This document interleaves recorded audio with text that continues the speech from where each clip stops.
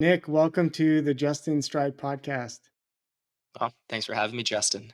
Yeah, I wanted to have you on. I'm working on this series. This is one of the episodes for Fuel for Thought, a series that we're executing with Exact Nutrition, and they thought you'd be a great person to speak about the topic of fuel consumption and how it affects performance. I just want to maybe give you a chance to introduce yourself briefly and why you have interest in the topic. Okay, cool.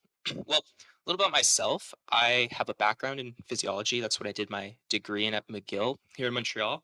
And I'm a semi-pro rider myself on the bike. And I'm guessing that Alistair recommended me for this because I'm known for like slamming a lot of carbs in my race. And he like really latches on to that fact about myself. So I have a little bit of experience with high carbohydrate consumption as a racer, but I think I can speak a bit to the science, I guess, as well. But like, note, I'm not a nutritionist by any means. It's just a little bit of info I have.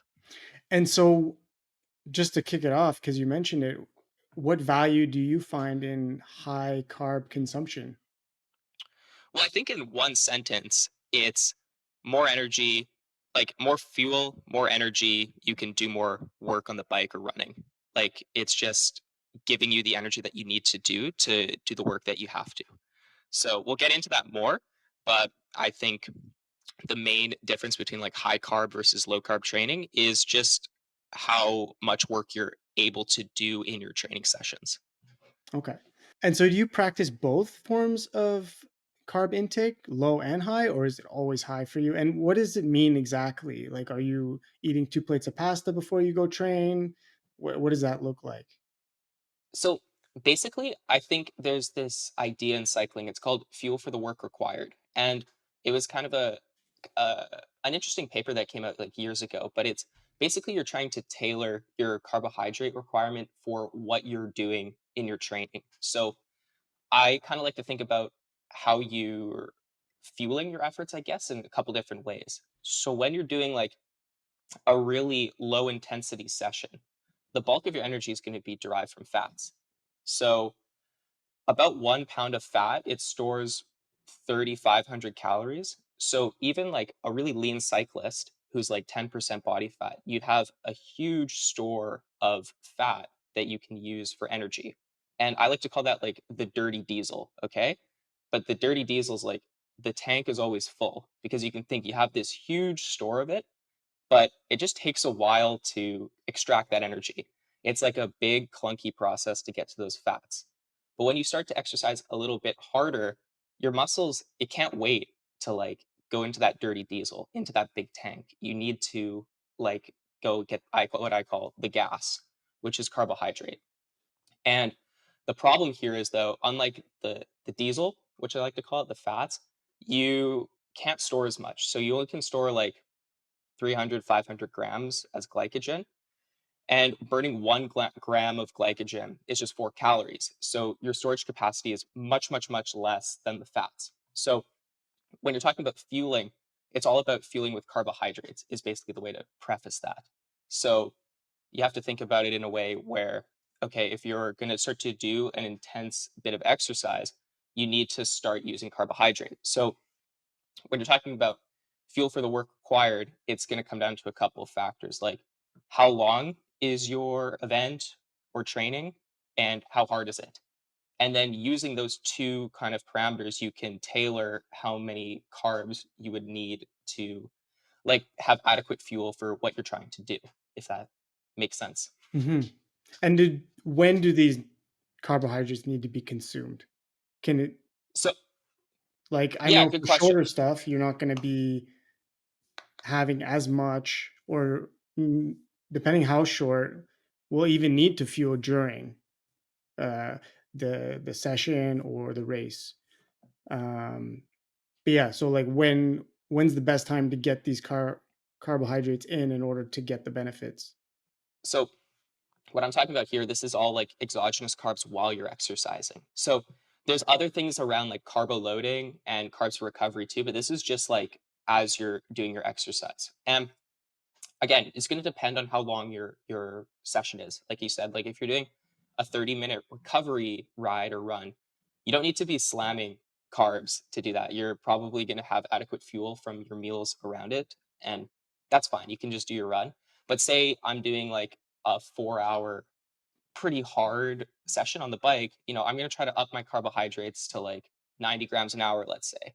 And you want to disperse that throughout the 4 hour ride. Like, you don't want to have like all of your carbohydrate like in the midpoint of the ride. You're trying to like disperse that. So, in again, going back to that analogy, like the gas tank for the carbs was really, really small. So, you don't really want to like do part of your workout, deplete that gas tank, and then start fueling, because then it's too late. Okay. So I'm thinking like for when you want to take your carbs, it's best case you're just doing it right from the start. Like, and you can break it up into little pieces. So if you want to get to that 90 grams an hour, you can break it up into like every 20 minutes, you're having a little bit of carbs and you're just adding it up as you go along. And that way you're not just taking on like 90 grams all at once straight to the dome. That's quite a bit to do. So best case, you're breaking that over the ride and you're not tapping into that kind of smaller gas tank. Hmm. So you find it's better to spread it out over like the 90 grams over an hour, whereas how I see it is, okay, I'm going to take that gel. I'm going to take, whatever it is. And we can talk about too, like the different types of ways to consume fuel or carbohydrates. So you think it's better spread over time, let's say an hour, rather than have it all in one shot? So I think it's completely circumstantial. Like, first of all, like when I race, like a lot of the time having that every 20 minutes isn't a reality, because like you have your hands on the bars, lots of stuff's happening in the race. Like, you can't just like say, okay, sorry guys, slow down. I need to have my gel right now. Like, you're gonna have to pick and choose your moments a little bit more. So a lot of the time, practically, I end up going to like once every hour or 45 minutes, because it's when you can have your moment in the race to take on those carbs.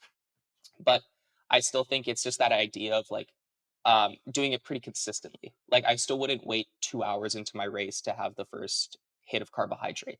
Like 1 hour maximum, let's say. Hmm. But I think And both what? strategies are effective. Yeah, I still think as long as you're getting the carbohydrate, that's priority one, and then the timing is a little bit more. It's more like the icing on the cake. and how do you consume these carbohydrates? What are the different ways that you can consume? Well, like in the world of cycling, I would say you have two main ways in the race. You can have it in your water or out of your water. And from what I've read into in the literature, it's that whether you do it in gels or in the bottles, like your glucose and like the sugar you're absorbing, it's oxidized the same way. So there's no like advantage to having it like in the water versus the gels. It's really like personal preference. So, and honestly, I change it a little bit too. Um, Granted that I'm used to both, because some races, like I said, it's really hard to take your hands off the bars, reach into your pocket, and like have something. Like on a really cold race, it's hard to like reach in and you're gonna like play with the wrapper and stuff. Like, you just don't Hmm. have the dexterity in your fingers. So maybe in a race like that, I'd opt more for more like a higher carbohydrate content in my water bottles, and I'm drinking there, which is also like in a cold race like that, it would help me make sure I'm still drinking, because otherwise I don't really have like a sensation for thirst. So I know like, okay, I have to drink this because this is my energy. But in maybe a hot race, I like to have like more of like the hydrating effect, because if you've ever done it like with like sugar water, like if you're going to put 100 grams of sugar in a water bottle, it's not the most like thirst quenching beverage, let's say. Like, it's going to be really thick and hard to drink. So on a hot day, that's almost like the last thing you want. So I try to keep it a little more separate, where I'd have the food in my pockets and it's mostly just like water and electrolytes in the bottles. And is it advised to mix the different methods or mix flavors, or, is there an ideal way to do this? Like, I think you certainly can mix it. Like, um, just for the reason that, like, I look at it more from the stance of like, if you're having different carbohydrates, they probably have slightly different like oxidation rates. So like, you're going to be getting the energy at different times. So the main one that comes to my mind is like a slow carb versus like a faster carb. So in a race, you're probably going towards more like fast carbs. And those are things like maltodextrin, cyclic dextrin, hydrogels. Those are like kind of new fancy ones, but the idea is those things are absorbed quicker in the body, which is obviously what you want when you're racing. And in my like gas analogy, those are like the premium octane. So you have those faster ones, but then you also have like slower ones. So sometimes in a race, you'll have something in like tinfoil, which is like a little sandwich or a rice cake or an energy bar, something like that. It's still carbohydrate, it's still high in carbs, but the release is much slower.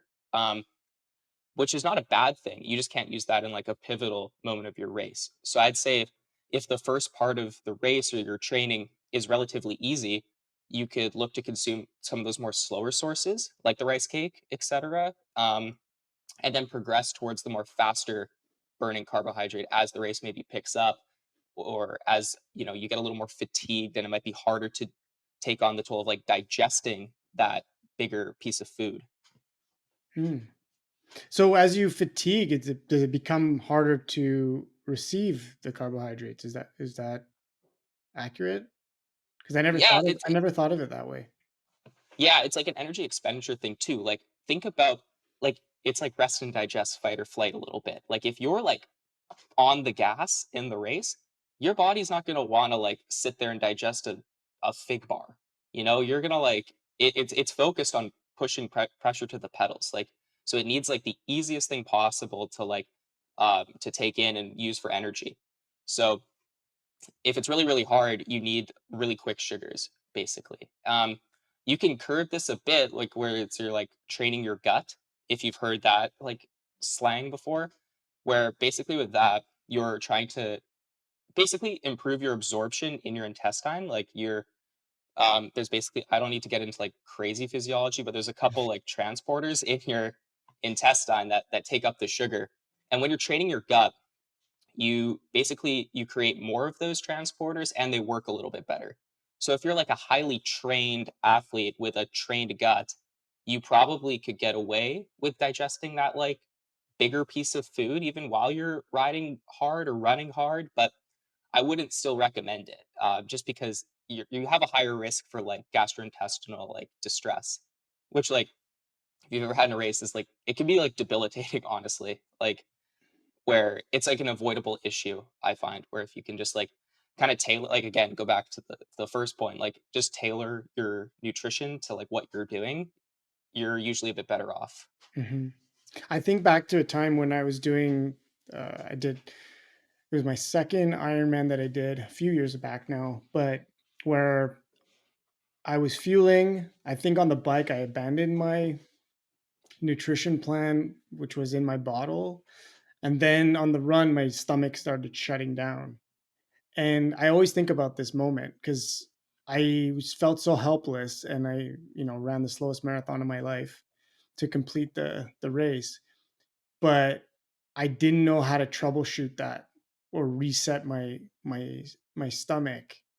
Do you have any tips or tricks for that? Or maybe you've heard that before where that makes sense that happened? It was a hot day, there's so many factors, but do you think is there anything that could contribute to that specifically?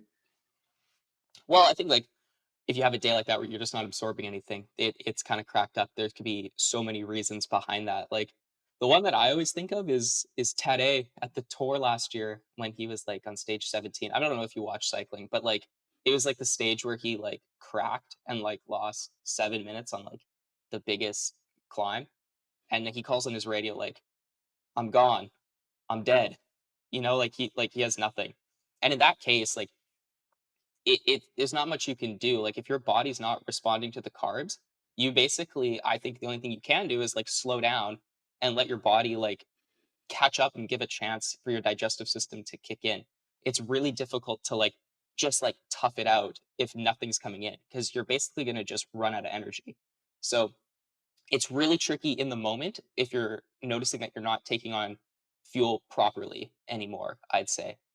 So I think like most of the advice I would give is more like I preventative in a way, like a lot of training of your gut, a lot of practicing of your race nutrition, just so like that doesn't fall on a race day. Like so you have that really crappy moment where you like run out of energy like out on a training ride, and you can stop at like a gas station and get like a carrot cake or something. Mhm. Make yourself feel better, not in the middle of your marathon or Tour de France. So you mentioned train your gut as something. Is there an ideal way to do this? I think for myself, anyways, I always think about making sure I have enough on the race day, but usually I don't consume as much in the training sessions Yeah. personally. Um, and I don't think a lot of people get this part. Yeah, so like training your gut, like I said before, it's coming down to like a couple little transporters that's taking sugar from your intestine and putting it into circulation. And it's the most simplistic way to think about it. It's just like regular training. Like you expose your body to a stimulus and it reacts. So if you want to run a 4 minute pace, whatever, 5K, you're gonna try to like do a lot of time at that 4 minute pace. Like likely. You're gonna do other training, but you want to have your body used to that effort. And it's the same with eating. So, like, if you eat a lot of carbohydrates, your body's going to do the same thing. It's going to respond, it's going to make more of those transporters. They start to work a bit better, and then you can effectively absorb more carbs. So, you can do that training in a couple ways. Like, what I recommend for most people would be just do it on the bike, just for that same reason I just told you. Like, so if you have a really, really challenging workout, practice your race nutrition. Bring the food that you want to take in the race. Do your plan, like we're saying with the timing. Like just do everything that you would in the race. And that way your body's seen it before. If it can't handle the carbs, it's going to make the adaptations to handle it for next time. And then once you do your race, it's not like a new stimulus for the body. It's done it before. And I think the other thing to note is I always thought that those adaptations are like took months to do. So I'd have myself even do like gut training for like way too long. But these changes like really happen like over days and weeks. So it's not like even your own training. You don't need to like start slamming 100 grams of carbs for your easy runs to train your gut. If you do, let's say like 2 weeks out of competition, that's even generous. A little bit of gut training, you're probably going to be okay. I would say. Mhm. And as you mentioned in the beginning too, that you like to slam high number of carbs. What's the low end? Because I don't want people listening to this and try and slam it back as much as you do necessarily or right away. Is there like a friendly amount that you can ingest that's a good starting point? Yeah, for sure. So, like in an untrained gut, you can basically absorb 60 grams of glucose every hour. And so glucose is like one of the monosaccharides that come out of like sucrose. So it breaks down into glucose, fructose, and glucose is like the main one that's giving you energy. Let's say so you can use 60 grams of that when you're untrained, and you can do about 30 of fructose when you're untrained. So I would say like absolute max is like 90, and it has to be in that good 2-to-1 glucose fructose ratio to absorb it. So, but more conservatively, I'd say 60 grams. You shouldn't have too many problems. And then you can work up from there. And I would personally work up like in 10-gram increments and work up towards like what I do is kind of ridiculous. Like even saying it, like I do like 140 grams an hour, Okay. like in some races. So like that's like honestly that's an extreme. But like if you can start at 60, do 10 grams more in a few sessions and work up to that 100, you're fine. Like 100 grams is a lot of carbs per hour. Why did you start doing training this way or consuming this much? And do a lot of athletes at your level consume that much? Yeah, like I think okay, the way it's interesting. It was almost like a shift in time. Like it was like a paradigm shift that I like remember. It was like 2019, I think. Like I remember like low carb was like still kind of in then. Like people were doing like fasted rides and stuff like that because they're trying to be more fat adapted. Like that was like in. And then all of a sudden, like people just started going to carbs like quickly. And they're just like, no, like the saying I really like is feed the speed. And it's like, okay, we're just gonna eat more, and then I think people just saw like, okay, wait, if I eat a lot of food, all of a sudden I feel really, really good at the end of my rides and I'm racing better and I'm doing better power numbers. So let's keep this going. And I just noticed that over the last 5 years, that sort of like mentality just kept getting bumped up. So like I remember when it was at 60 grams an hour, and that was like the recommendation. then all of a sudden it's like, no, do 80.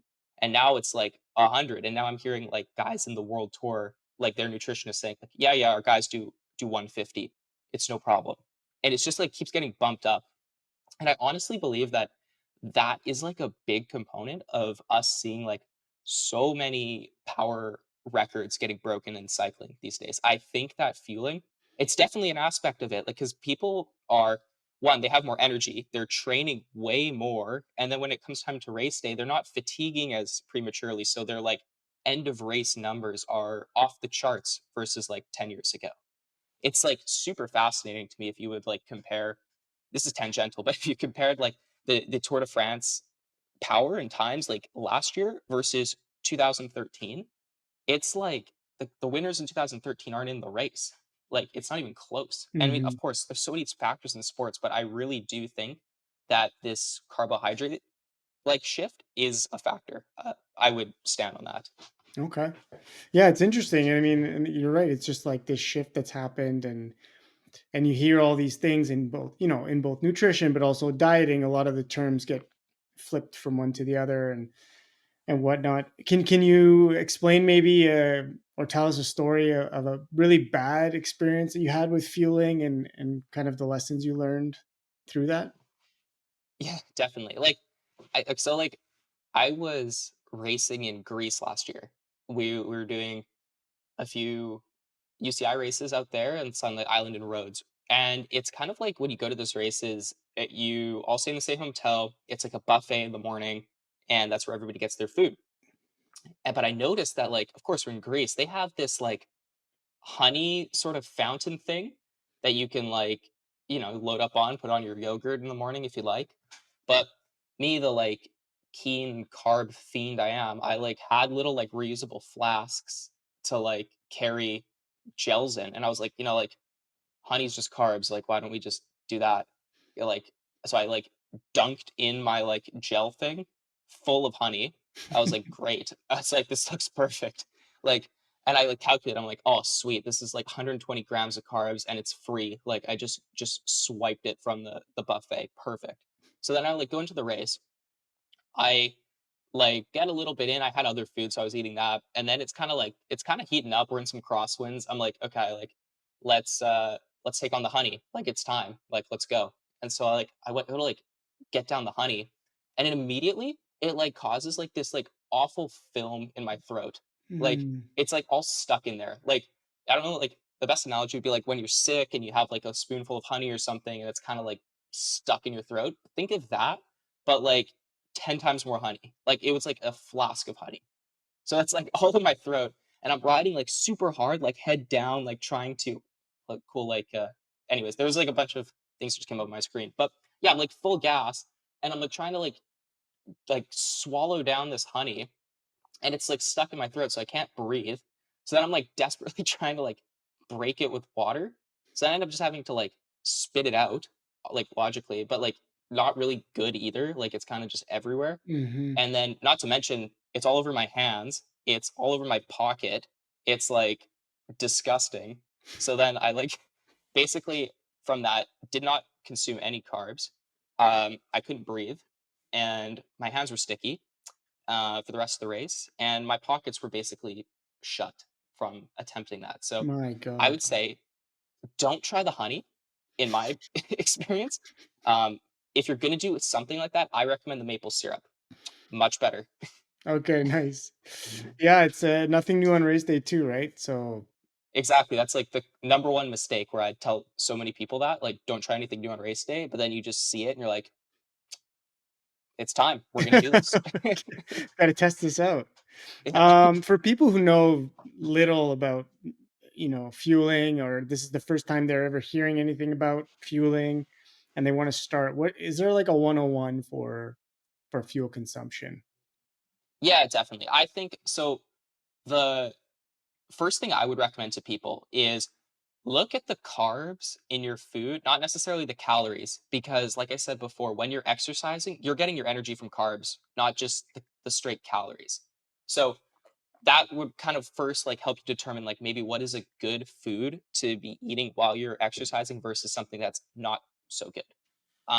And then of course, secondly, is it practical? Like honey's got a lot of carbs, but you're not going to eat that when you're riding. But so I'd say that's the first thing.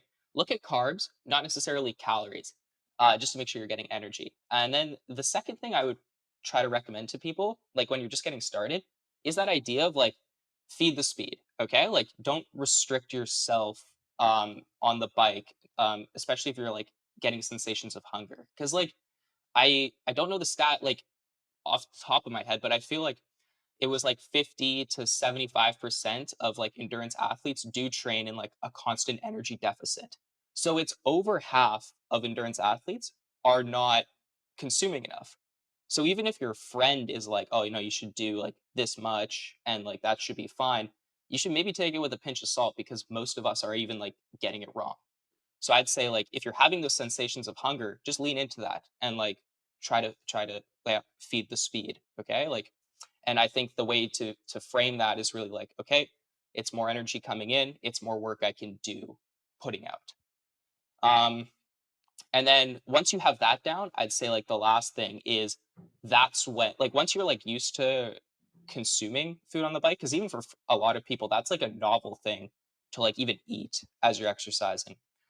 So once you have that down and you're feeling pretty comfortable with taking on food as you ride, I'd say that's when you can start to play with that a little bit more. That's when that like fuel for the work required comes in and you can start to get really geeky about calculating how many carbs you're going to do per hour and when and that stuff. Hmm. But that's like step 3. Step 1 is just eat. And then once you're comfortable with that, that's kind of like you're training the gut phase in a way. Then you can start to like tailor your training a little bit more um, to what you want to do. So for people like that aren't good at math, what's the can you equate a certain number to an item that they can consume? Like, is it For sure. Okay, so like let's do like some simple like ones. eat this and that's I- enough? You know? A banana is 25 grams of carbs, like Okay. a medium banana. Maybe a bigger one's a little bit more, but let's say 25. Okay, so that's 25 grams. If you need to do 60 grams an hour, like we're saying for like a longer ride, you need to have 2 bananas an hour plus a little extra something. That's a lot. You're not going to take like 6 bananas on your ride.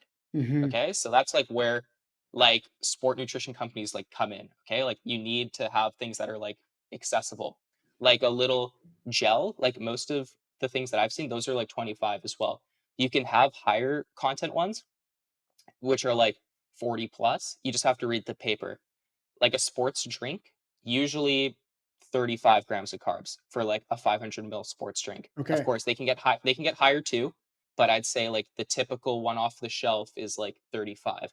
So if you're doing some quick math, if you do a Gatorade, or I won't say the brand, sorry, cut that. But if you're gonna do something off the shelf, at the depth, with 35 grams plus that banana or like a little bar, you're at 60. Like, look at that. So yeah, but So it's still, yeah, you got to practice you got to fueling it because practice though. So yeah, because so that's usually that's it's a a meal. sports. That's it. It's a meal. It's like so you have to have a sports drink and a snack every hour to get to 60, which Mhm. is a lot. You got to carry that with you too. So I don't know. Find a strategy for that. Maybe a little bar bag. Maybe a camelback. Other than like just fueling your hunger, is there other signs that you might be low on fuel or Yeah. So like yeah? absolutely. Like absolutely. Like and I think it's really important that you like kind of recognize that cuz like I said, most athletes are. Which is what the research says. So like when you're riding or running, the signs are like around bonking, which is basically when you just tap out that glycogen so that like gas tank goes to empty, and that's what people call a bonk.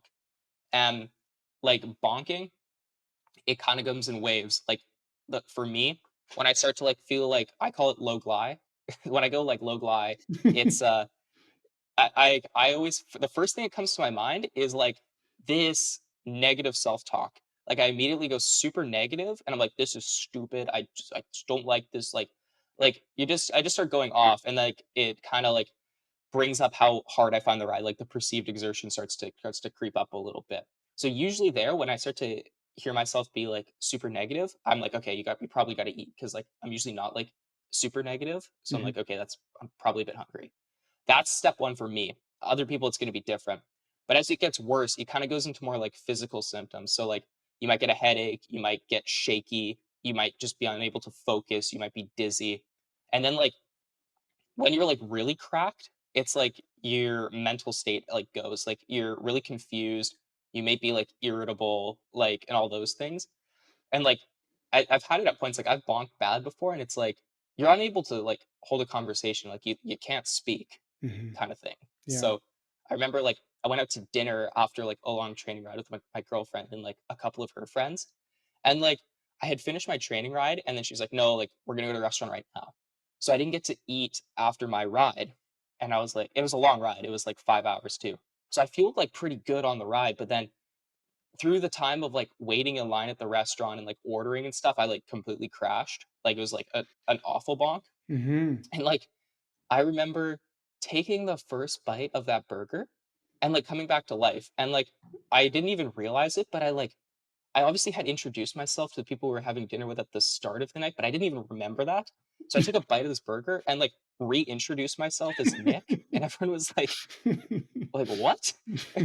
So like so you could bonk like even not on like while you're exercising. Like that was like a complete crack. Like because Mhm. like your body's still like burning as you're getting off the bike, and that's what happened to me. So anyways, like those are a couple of things as you're riding. But I'd say like you could look like when you're just like not riding or running either and see if like your fueling's up to standard, I guess. Like say like because you're basically wanting to make sure you're not like in a huge energy deficit through underfueling. So like if you're like waking up all the time tired even though you're sleeping a lot, that's usually a sign that you're not taking in enough food.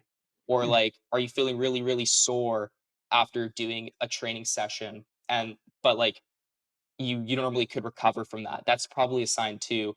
Like or if you have a coach or something, is your performance not progressing in your sport as they expect it should? Like if they're like, okay, we're doing these sessions, you should be about this fast now. Um, it could be a sign that you're not eating enough to actually help those adaptations go on. And then like, of course, like think there's other things too, like if your mood is really fluctuating, if you're really stressed, you're having a lot of injuries, you're getting sick a lot. Like those are all kind of like red flags to me to like appeal to the younger audience. Like Mhm. that you may not be having enough carbs or just eating enough. Like those are like signs that like, okay, I should probably look at this and probably eat a little bit more. Um, because you're getting to that point where you're not eating enough at all, that you're just an unhealthy person in a weird way. Like you're exercising so much, but your body is not recovering at all. So it's like eating itself, it's degrading, and you're not in the healthiest state, Mhm. I'd say. And And actually, really cool fact that I yeah. once learned as like a last thing is like Olympic gold medalists take the least amount of sick days out of all the athletes, which is like a really cool correlation. And like I do think that has something to do with the carbs as well, because there's a good link between um like high carbohydrate consumption and like avoiding illness due to like exercise induced immunosuppression. It's like shown to be like one of the best things to avoid getting sick, like more so than like zinc and other like little minerals and nutrients. So I do think there's something to be said about keeping up with your carbs, not just for performance, but like just your health, which kind of indirectly go together. Yeah, and since we're talking about carbs, actually, like, is there bad carbs when you're, when you're training, it, or is it just important to get them in? I think priority one is get them in. Like it depends. You have to look at yourself in the mirror and ask who you are, I guess, a bit. Like I think like priority one is get the carbs in, and then if you're doing that well and you're looking to get a little bit more for performance, yeah, there's probably some better carbs than others, and like when you're eating them is important too. Like if you're just sitting on the couch, a bag of Skittles, they're carbs, but I wouldn't recommend like having a side of Skittles with your piece of chicken as your carb. That's like it's Yeah, not necessarily the best thing you can do, right? Like when you're right. just at home, you probably want to have a little more complex carbohydrates, especially in training. It's a little bit slower absorption. It's better for your body. stuff like that. You don't need to have that super quick burning stuff, okay? Because a lot of the time that's gonna just end up going straight to being stored as fat.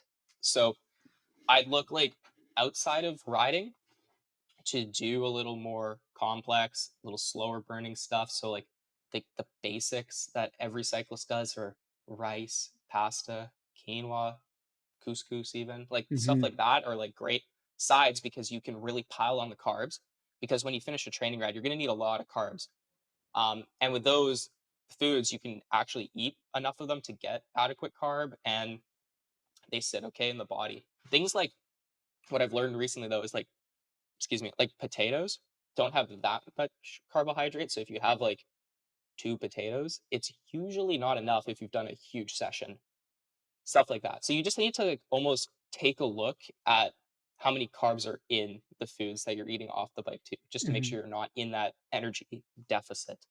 On the bike though, like I would, again, like there are better foods than others. It's just depending on what you're doing. So there's a time and place, right? Like if you're doing that 30-minute recovery ride, you don't need to be slamming a caffeine gel. Like that's just silly. But like if you're racing, the caffeine gel's great. Hmm. And same for vice versa. If you're doing like a 2 hour kind of easier ride, you just want a little bit of food, you could bring like a nice thing of like home baking or something, like a muffin or a date square or whatever. It's probably going to be great for that 2 hour ride because you're going at an easy enough intensity to use it. But in that race, you probably don't want to be hauling around a muffin in your back pocket, like for Yeah. multiple reasons. Yeah. Very cool, Nick. Well, I mean, this is a lot of information to consume, and I really appreciate your insight today and explaining these concepts to us. Hopefully, simplifying a little bit for the listener. Oh, cheers, Justin. Thank you so much for having me and breaking me into the podcasting world. Cheers, man. Amazing. Hope you have a great day. Yeah, you too, Justin. Thanks, Cheers. Nick.